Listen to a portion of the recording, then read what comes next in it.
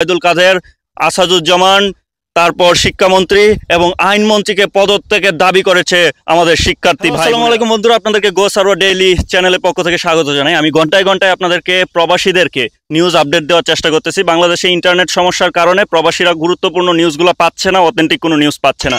এখন আমার কাছে সর্বশেষ যে খবরগুলো আসছে, মঙ্গলবারে থাকছে কারফিউ, দেশ জুড়ে চলছে গ্রেপ্তার অভিযান।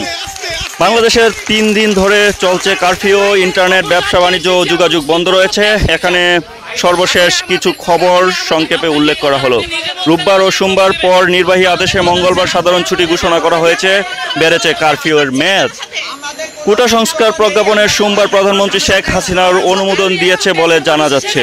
নিখোঁজদের ফিরিয়ে দেওয়া, হয়রানি বন্ধ, মন্ত্রীদের পদত্যাগ সহ কয়েক দফা দাবি জানিয়েছে আন্দোলনকারী শিক্ষার্থীরা। সহিংসতা এ পর্যন্ত অন্তত 141 জনের মৃত্যুর তথ্য পাওয়া গেছে এবং প্রথম আলোর তথ্য অনুযায়ী 174 জন মৃত্যুর সংবাদ পাওয়া গেছে। এর থেকে আরও বেশি মৃত্যুর হবে বলে ধারণা করা যাচ্ছে। সহিংসতা সৃষ্টিকারীদের বিরুদ্ধে গ্রেপ্তার অভিযান চলছে বলে জানিয়েছে পুলিশ। রোববার ঢাকা 500-র বেশি মানুষ গ্রেপ্তার, যাদের অনেকের বিএনপি নেতাকর্মী বলে জানা গেছে। টানা 4 দিন ধরে বাংলাদেশে ইন্টারনেট বন্ধ রয়েছে, ফলে প্রবাসীরা তারা দেশের সাথে যোগাযোগ করতে পারছে না। কারাগারে লুট হওয়া অস্ত্র উদ্ধারে 50,000 টাকা পুরস্কার ঘোষণার জন্য নির্দেশ দিয়েছে বাংলাদেশ সরকারের পুলিশ বাহিনী। চলমান সহিংসতার ঘটনার মধ্যে নরসিংদী কারাগার থেকে লুট হওয়া অস্ত্র উদ্ধারে পুরস্কার ঘোষণা করেছে বাংলাদেশ পুলিশ।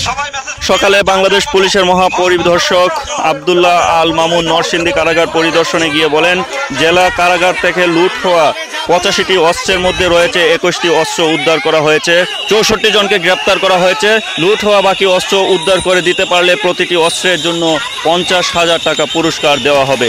পরবর্তী আরেকটি নিউজ হচ্ছে, নিখোঁজদের ফিরিয়ে দেওয়া ও 4 জন মন্ত্রীর পদত্যাগ সহ 4 দফা দাবি 2 সমন্বয়কের। মেইনলি 4 জন মন্ত্রীর পদত্যাগ চাচ্ছে বাংলাদেশে কোটা সংস্কার আন্দোলনকারীর যে নেতা আছে তারা। এই নিউজটা আমি পড়ছি, কোন 4 জন মন্ত্রী এখান থেকে জানতে পারবেন। 4 দফা দাবিতে সরকারের 24 ঘন্টা আলটিমেটাম দিয়ে কর্মসূচি ঘোষণা করেছে বৈষম্য বিরোধী ছাত্র আন্দোলনের 2 জন সমন্বয়ক। সোমবার রাতে ঢাকা গণস্বাস্থ্যনগর হাসপাতালের সামনে আয়োজিত এক ব্রিফিংয়ে এই 4 দফা দাবি তুলে ধরেন বৈষম্য বিরোধী ছাত্র আন্দোলনের সমন্বয়ক আব্দুল হান্নান মাসুদ ও মাহিন সরকার। অন্য সমন্বয়কদের পক্ষে এসব দাবি তুলে ধরা হয়েছে বলে জানান তিনি। তাদের দাবির মধ্যে রয়েছে, যে সমন্বয়ক যারা আছে তাদের যে দাবিগুলো আছে খুব গুরুত্ব সহকারে শুনুন। বৈষম্য বিরোধী আন্দোলনের জড়িত দেশের যে কোনো প্রান্তের আন্দোলনকারীদের হয়রানি বন্ধ করতে হবে। নিখোঁজ 4 জন সমন্বয়ক যারা গুম হয়েছে বা নিখোঁজ হয়েছে, আইন শৃঙ্খলা বাহিনীর কাছে দাবি তাদের ফিরিয়ে দিতে হবে। গণহত্যার সাথে জড়িত মন্ত্রণালয়ের মন্ত্রী ও সংশ্লিষ্ট কর্মকর্তাদের অব্যাহতি দিয়ে বিচার বিভাগে তদন্তের মাধ্যমে শাস্তির আওতায় নিয়ে আসতে হবে।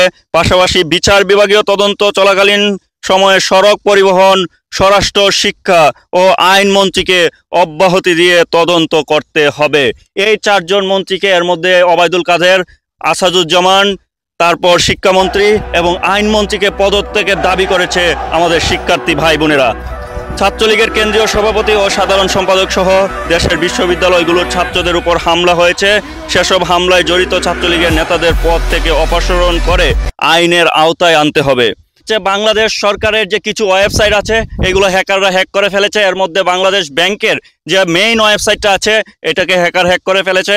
তারপর র্যাবের যে ওয়েবসাইট আছে সেইখানটাতেও দেখা যাচ্ছে যে হ্যাক করা হয়ে গেছে এবং পিএমও মানে প্রাইম মিনিস্টার অফিসের যে ওয়েবসাইট আছে এটা হ্যাক করে ফেলেছে। একটা ওয়েবসাইট হ্যাক করা মানে এখানে অনেক তথ্য থাকে, অনেক ডেটা থাকে, সেইগুলো হ্যাক হয়ে যাওয়া। বন্ধুরা, এই ছিল আমার কাছে সর্বশেষ তথ্য। আমি তথ্য পাওয়ার সাথে সাথে আপনাদেরকে জানিয়ে দিব। বাংলাদেশে চলমান যে ঘটনা ঘটছে, ইন্টারনেট সমস্যার কারণে আপনারা কিন্তু তথ্য পাচ্ছেন না। আমার চ্যানেলটা সাবস্ক্রাইব করে রাখুন, আমি ঘন্টায় ঘন্টায় আপনাদেরকে আপডেট দেওয়ার চেষ্টা করছি। Thank you very much. আসসালামু আলাইকুম।